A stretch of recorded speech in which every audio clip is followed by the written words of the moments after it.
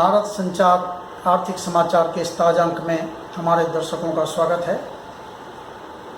आज हम बात करेंगे माल एवं सेवा कर परिषद के फैसलों के अमल में आने के बाद दलहन, आटा, चावल और ऐसी तमाम उपभोक्ता वस्तुएं जो कि पहले से पैकिंग और लेबल की श्रेणी में आती हैं, उन पर जो है 5% जीएसटी लगाने की जीएसटी परिषद ने सिफारिश की थी। ये फैसला आज से लागू हो गया है। पिछले वीडियो में हमने अपने दर्शकों को बताया था कि जून अंत में चंडीगढ़ में जीएसटी परिषद की जो बैठक हुई थी उसमें कई फैसले लिए गए, कई महत्वपूर्ण फैसले लिए गए जिनका आने वाले दिनों में असर हमारे सामने आएगा। और तब ये कहा गया था कि ये फैसले 18 जुलाई से लागू होंगे। आज 18 जुलाई 2022 है और आज से ये फैसले जो है अमल में आ गए हैं। इनमें जो महत्वपूर्ण फैसले हमने आपको बताए थे कि यदि आप अस्पताल में भर्ती हैं और आपने 5,000 रुपये प्रतिदिन से ज़्यादा वाला कमरा किराए पर लिया है तो उस पर 5% की दर से जीएसटी लगाने का फैसला किया गया था और ये अमल में आ गया है। इसी प्रकार यदि आप कहीं घूमने गए हैं और आपने 1,000 रुपये कम प्रतिदिन किराए का कमरा लिया है तो उसे भी जीएसटी के दायरे में ले लिया गया है। और ऐसे कमरे पर अब तक कोई जीएसटी नहीं लगता था, लेकिन अब इस पर जो है 12% की दर से जीएसटी लगाने का जो है फैसला किया गया था। तो आज 18 जुलाई से फैसले लागू होने थे, ये फैसले लागू हो गए हैं। 1,000 रुपये से कम यानी सस्ते जो होटल के किराए थे उनको पहले जीएसटी से अलग रखा गया था, तो अब उस पर 12% जीएसटी लगेगा। इसी तरह तमाम फैसले किए गए थे जो आटा है, चावल है, दाल है और दही, लस्सी, मुरमुरे आदि, ये अगर प्री पैकेज और लेबल्ड होंगे तो इन पर अब 5% जीएसटी लगाया जाएगा। तो ये जो प्री पैकेज और लेबल्ड है इसको लेकर कुछ भ्रम जो है जो हमारे उद्यमी हैं, जो विक्रेता हैं, उनके मन में था और उन्होंने इसके बारे में कुछ सवाल उठाए, कुछ जो उनके वो थे, भ्रम थे, उसको लेकर पूछा। तो सरकार ने, वित्त मंत्रालय ने इसके बारे में स्पष्टीकरण लागू किया कि जो सवाल खड़े हो रहे हैं उनके बारे में उन्होंने अपनी तरफ से एक स्पष्टीकरण लागू किया है। और उन्होंने कहा है कि जो पहले इन उत्पादों पर जो आटा, चावल, दाल वगैरह हैं, इन पर जो जीएसटी था वो ब्रांडेड की श्रेणी में जो उत्पाद आते थे, जो रजिस्टर्ड ब्रांड नाम वाले और ऐसे ब्रांड नाम जिन पर आप दावा कर सकते थे, कोर्ट में दावा कर सकते थे कि ये ब्रांड हमारा है, उस श्रेणी में जो उत्पाद आते थे उन पर जीएसटी लगता था। लेकिन अब इस जीएसटी को ये ब्रांड नाम से बदलकर अब किया प्री पैकेज, पहले से पैकिंग और लेबल वाले उत्पाद। अब ये प्री पैकेज एंड लेबल में कौन से उत्पाद आते हैं तो इसके बारे में बताया गया कि जो लीगल मेट्रोलॉजी एक्ट, विधि मापतोल कानून 2009 है, उसकी धारा 2 के अनुच्छेद 1 में जो प्री पैकेज कमोडिटी की बात कही गई है, वही जो प्रोविज़न है वो प्री पैकेज एंड लेबल उत्पाद पर लागू होगा। और इसको समझाते हुए कहा गया कि ये पैकिंग में होना चाहिए, पहले से इस तरह के उत्पाद पैकिंग में होने चाहिए और इसमें लीगल मेट्रोलॉजी एक्ट 2009-2010 का एक, उसके तहत जो है घोषणा, उसके प्रावधानों के तहत घोषणा होनी चाहिए।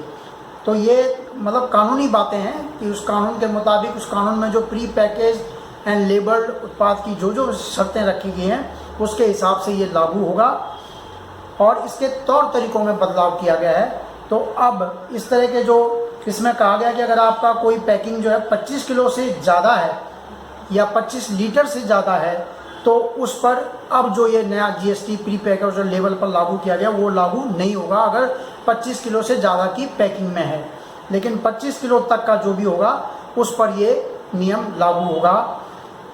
तो ये कुल मिलाकर जो इसका लब्बो लुआब जो प्री पैकेज एंड लेबल्ड पर जो जीएसटी 5% लगाया गया है कि अगर 25 किलो तक की मात्रा में कोई सामान पैकिंग में है तो उस पर जीएसटी लागू होगा, 25 किलो या 25 लीटर जो भी है। और उसमें ये तमाम तरह के सवाल पूछे गए कि अगर किसी ने 10-10 किलो पर बेचा है और उसको एक साथ रखा गया है तो उस पर लगेगा कि नहीं लगेगा, तो उस पर भी ये लागू होगा। और ये पूछा गया कि ये निर्माता पर या जो आपके डीलर हैं, रिटेलर हैं, किस पर लागू होगा, तो बोला गया सब पर, चाहे निर्माता हो, उसके बाद चाहे आपका होलसेल डीलर हो या रिटेलर हो, सब पर ये लगेगा। हालांकि उसमें जो है आपको इनपुट टैक्स क्रेडिट यानी पिछला क्रेडिट जो है आपको उसमें कटौती मिलती है, उसकी माफ़ी मिलती है, यानी पहले जो सामान पर टैक्स लगा, जिस पर टैक्स लगा वो उसमें शामिल नहीं होता। ये जीएसटी व्यवस्था की यही बड़ी खासियत है कि इसमें जो पहले जो टैक्स दिया गया है उसको उसमें कम कर दिया जाता है। एक सवाल ये भी पूछा गया कि अगर कोई 25 किलो का सामान खरीदता है पैकिंग वाला और उसको फिर खुला करके बेचता है तो उस पर भी क्या लगेगा, तो इसमें यह स्पष्टीकरण दिया गया है कि अगर वो पैकिंग में लाने के बाद कोई रिटेलर उसे खुले में बेचता है तो such supply by retailer is not a supply of package commodity for the purpose of GST levy, इस पर जो है जीएसटी नहीं लगेगा। तो ये स्पष्टीकरण जो है पैकेज और लेबल्ड के मामले में दिया गया है। तो इसमें दही लस्सी वगैरह भी जो हैं जो पैकिंग में पहले से पैकिंग में होंगी और लेबल जिन पर लगा होगा तो उस पर ये जीएसटी लागू होगा। इसमें जो बैटरी और उसके बिना इलेक्ट्रिक वाहनों पर रियायती 5% जीएसटी जो है वो बना रहेगा। सोलर वाटर हीटर पर अब 12% जीएसटी लगेगा, जबकि पहले 5% लगता था। और इसी तरह रिजर्व बैंक और सेबी और जो बीमा नियामक है उनकी जो सेवाएं हैं उनको भी जो है जीएसटी के दायरे में ले लिया गया है। तो ये सभी चीज़ें जो फैसले हुए थे जीएसटी की परिषद में वो आज 18 जुलाई से अमल में आ गए हैं। अब हम बात करेंगे जून के महीने में जो महंगाई की उपभोक्ता महंगाई की दर है, आधार वर्ष 2012 में ये इसको 100 रखा गया था। उसके बाद इसमें जो भी वृद्धि मूल्यों के आधार पर होती गई तो उसके हिसाब से जो इन्फ्लेशन का रेट है वो बढ़ता रहता है। हम अपने दर्शकों को बताएंगे कि जो महंगाई है उसकी कितने % होगी, उसकी गणना किस प्रकार होती है, आने वाले वीडियो में हम बताएंगे। फिलहाल हम आपको बता दें कि जो उपभोक्ता महंगाई जो सीधे आपको खुदरा उसमें लगती है, जून 2022 में 7.01% रही है। यानी किसी उत्पाद का दाम यानी यदि जून 2021 में 100 रुपये था तो वो जून 2022 में 107 रुपये 1 पैसे हो गया। और इससे पहले मई 2022 में ये 7.04% रही थी, जून में 7.01% हो गई। यानी थोड़ी महंगाई की जो रफ्तार है, महंगाई तो बढ़ी है, 7.00 पहले बढ़ी थी, उसके बाद 7.01% अब बढ़ी है। तो रफ्तार जो हुई है वो कम हुई है। ये कभी नहीं होता कि महंगाई कम हो गई है, महंगाई बढ़ने की रफ्तार कम होती है। यानी पहले अगर 7 रुपये बढ़ रहे थे तो अब थोड़ा कम बढ़ रहे हैं। और इससे पहले एक साल जून 2021 में जो खुदरा महंगाई है वो 6.26% थी, यानी तब दाम 6.26% की रफ्तार से बढ़ रहे थे। इस साल जून 2022 में ये 7.01 की रफ्तार से बढ़ रहे हैं। तो बढ़ने की रफ्तार थोड़ी कम हुई है। और थोक महंगाई थोक मूल्य सूचकांक पर आधारित ये इंडेक्स बनाया जाता है, सूचकांक बनाया जाता है, उसके हिसाब से इसकी गणना होती है। तो जून 2022 में जो थोक मूल्य सूचकांक है वो 15.18% पर आ गया है, जबकि पिछले महीने मई में ये 15.88% यानी 15.88 से घट के 15.18% पर आ गया है। तो थोक बाजार में भी महंगाई बढ़ने की रफ्तार कम हुई है, खुदरा बाजार में भी महंगाई बढ़ने की रफ्तार कुछ कम हुई है।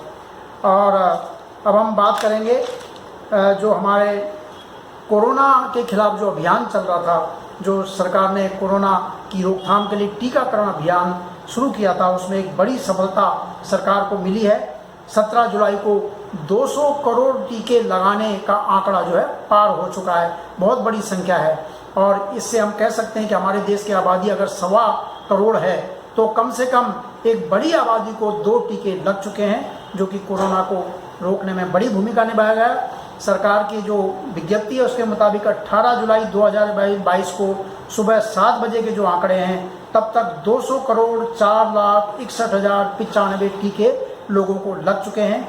केंद्रीय स्वास्थ्य मंत्री मनसुख मांडविया ने इसके बारे में कल जानकारी 17 जुलाई को जानकारी दी थी। और उसके बाद प्रधानमंत्री नरेंद्र मोदी ने भी उन तमाम लोगों को बधाई दी है जो सभी डॉक्टर हैं, नर्स हैं, अग्रिम पंक्ति में रहकर काम करने वाले सुरक्षाकर्मी हैं, अस्पताल के कर्मचारी हैं, वैज्ञानिक हैं, उद्योग हैं, जिन्होंने टीका बनाया है, उन सभी को बहुत बहुत बधाई दी है और उनकी भरपूर सराहना की है। फिलहाल इस एपिसोड में इतना ही। अगले वीडियो में फिर हम आपसे मुलाकात करेंगे। तब तक के लिए नमस्कार।